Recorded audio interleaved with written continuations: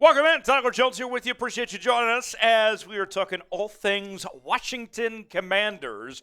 And on today's show, it is all about Orlando Brown. Could he be potentially joining the Washington Commanders? Update from our boy Ari this afternoon as Chiefs left tackle Orlando Brown Jr.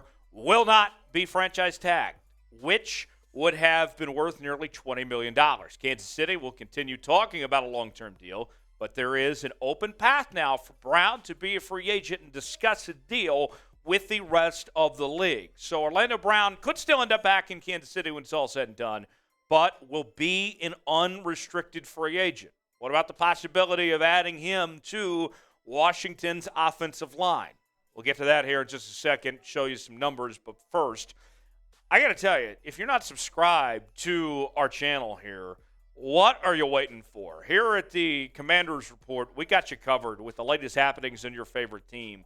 Look, it should be an exciting offseason ahead for this Commanders team and the outlook of this bunch, right? I mean, we're talking all sorts of rumors and news here, trades, free agency, the draft. We got it all covered right here in one place for you, so you don't have to go anywhere else. Look, we are going to provide you the best Commanders coverage, but we need you to subscribe to the channel. The more subscribers we have, the more we can grow this thing and bring more Commanders content to you, provide more resources to your favorite team. Subscribe now, turn on notifications so you never miss a moment. YouTube.com/WFTTV. You'll be glad you did.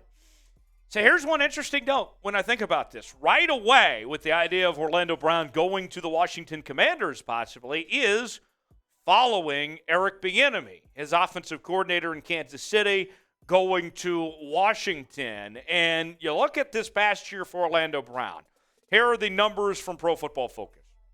His grade was a 75.8, pass block grade 77.2, run block grade 69.1, did allow 4 sacks. And think about this. His very best game of his entire career was the Super Bowl when he was taking on the historically good Philadelphia Eagles front seven. So for him to have his best game in that moment, that tells me that Orlando Brown can play in those big circumstances, that he can take on the best of the best. And when you look at the Commanders' depth chart at the offensive line with Charles Leon Jr.